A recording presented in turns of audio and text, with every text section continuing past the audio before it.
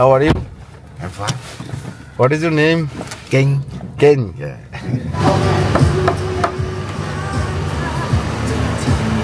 একশো বাদ করে নিল। আমরা এখন চাঁদের গাড়ি। আমাদের আরো জ্যাকেট আনার দরকার ছিল, এত ঠান্ডা যে।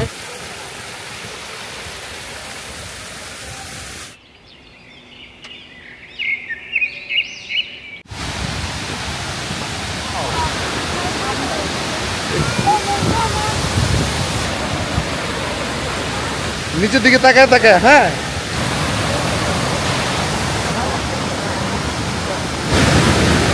এই জায়গায় পাওয়া যায়, এই যে প্রখর জন্য পাওয়া দিচ্ছে। Beach, anywhere again. Maybe a food court. Tata.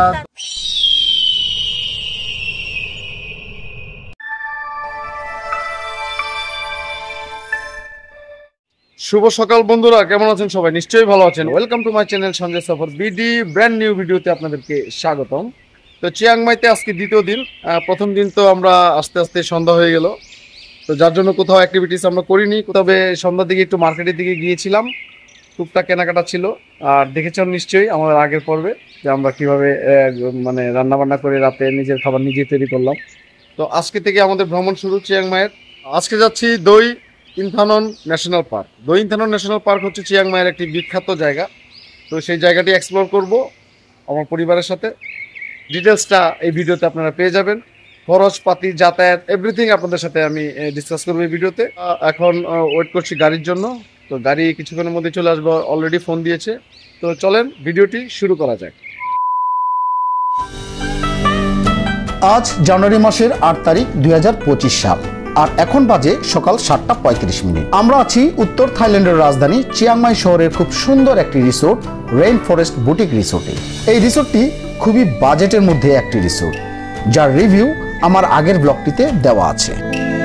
তো চলুন বন্ধুরা, ঘুরে আসি উত্তর থাইল্যান্ডের রাজধানী চিয়াংমাই এবং চিয়াংরাই অবস্থিত দই ইনথানন মাউন্টেন এবং ওয়াচিরতন ওয়াটারফলস থেকে। পাশাপাশি জানতে পারবেন প্রতিবারের মতো সকল তথ্য। So come on guys, let's get to the main video. এখন আমরা এই রিসোর্টের কমপ্লিমেন্টারি ব্রেকফাস্ট করতে চলে এলাম রিসোর্টের নিজস্ব ক্যান্টিন জোনে। বুফেট ব্রেকফাস্টটিতে অনেক আইটেম ছিল, প্রত্যেকটি আইটেমই ছিল মজাদার এবং সুস্বাদু।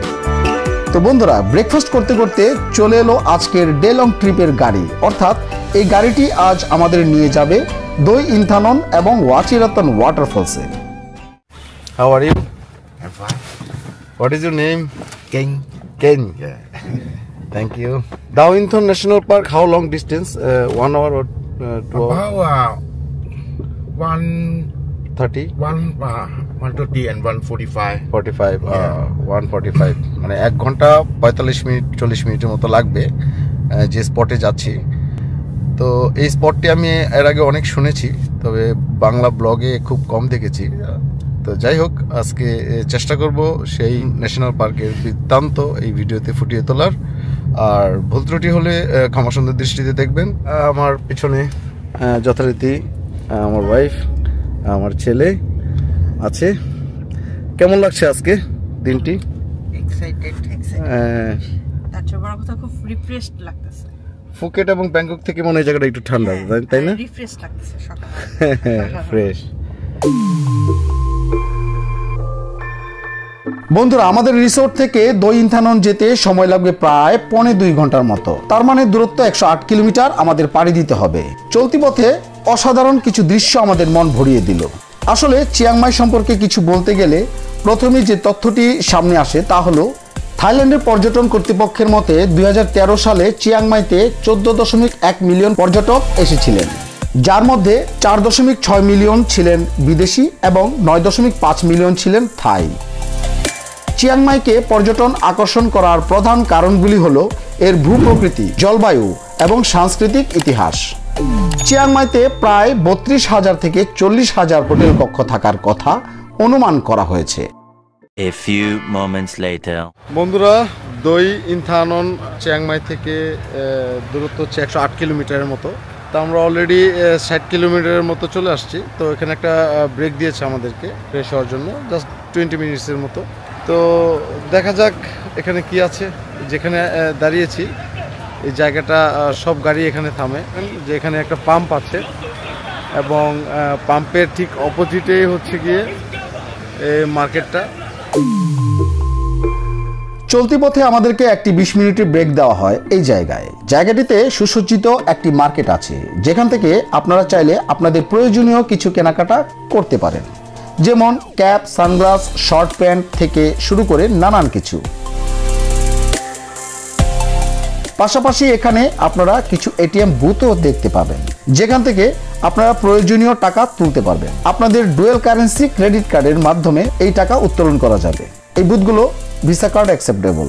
এখান থেকে আমি নিজেও কিছু ক্যাশ তুলে নিয়েছিলাম। বলা বাহুল্য, এই স্থানে পরিষ্কার পরিচ্ছন্ন ওয়াশরুমও পেয়ে যাবেন। এখানে বলে রাখা ভালো, সারাদিনের জন্য আজকের এই গাড়িটির খরচ পড়েছিল 800 থাই বাতের মতো, অর্থাৎ বাংলা টাকায় প্রায় 3016 টাকা।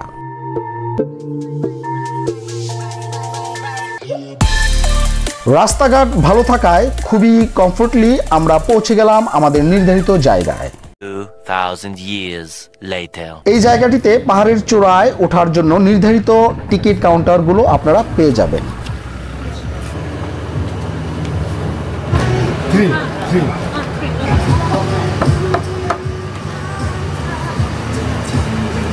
$100 বাদ করে নিল। আমরা এখন চাঁদের গাড়ি, যেটা আমাদের ভাষায় বলে, এটা করে যাব। Thank you.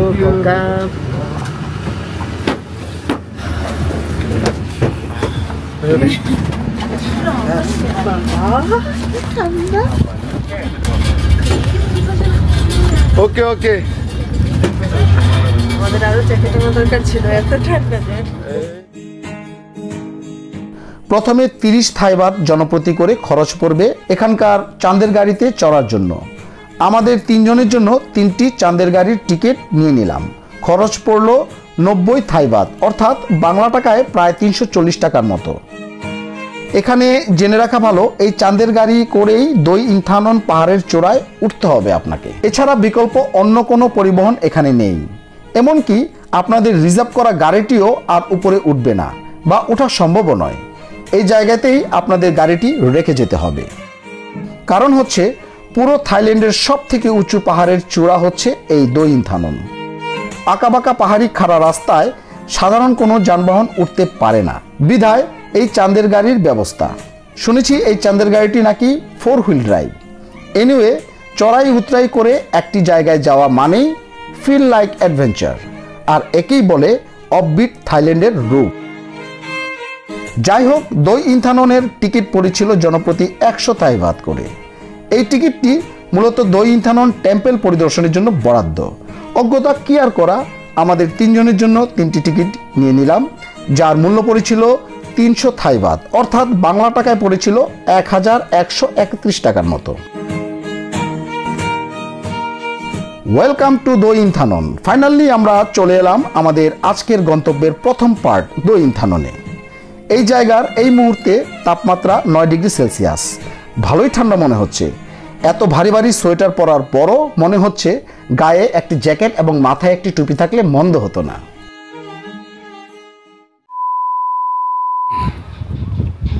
ক্যামেরায় বোঝা যাচ্ছে কিনা আমরা কতটুকু উঁচুতে আছি। খালি উঠেছি আর উঠেছি।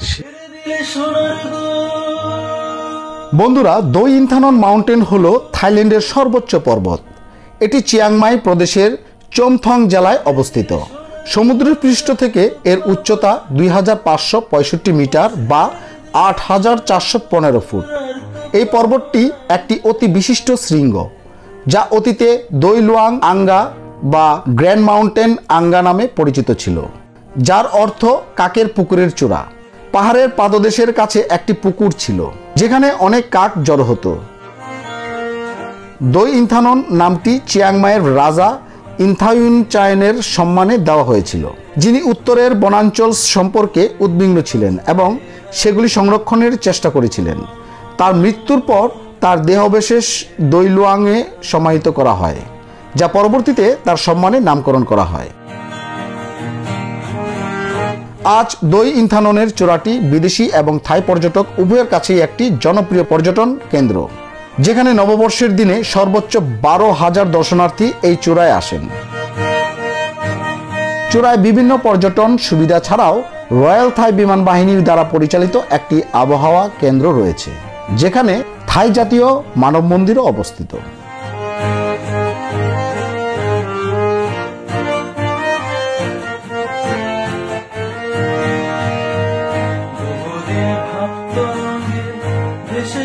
কতই রঙে বহুদিন ভক্ত রঙে এসেছি, কতই রঙে সুজনের সঙ্গে হবে দেখা শোনা তারে আমার।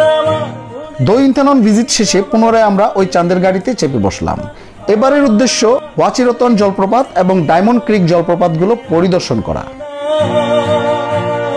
এই দো ইন্থানন থেকে 15 মিনিট চাঁদের গাড়িতে করে গেলেই আপনারা পেয়ে যাবেন এই বিশাল আকৃতির জলপ্রপাতগুলো। চলুন যাওয়া যাক।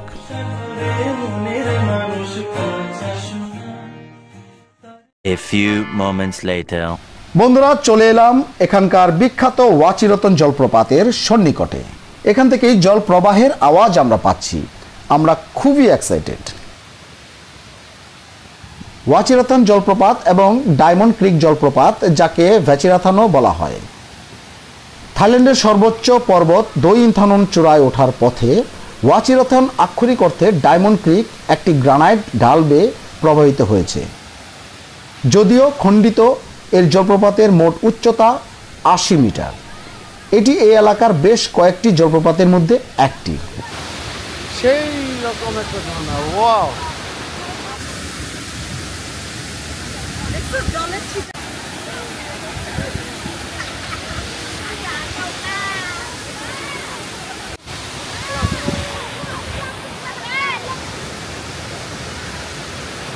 আসো, নিচের দিকে তাকায় তাকায়। হ্যাঁ,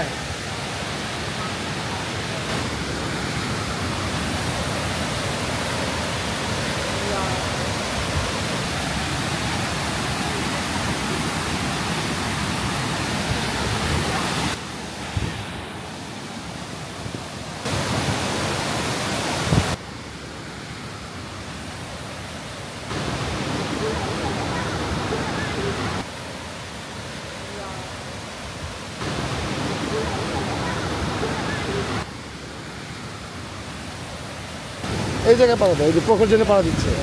এই ছিল আজকের দো ইন্থানন মাউন্টেন এবং ওয়াচিরতন ওয়াটারফলস পদ্ধতির তথ্যভিত্তিক ভিডিও।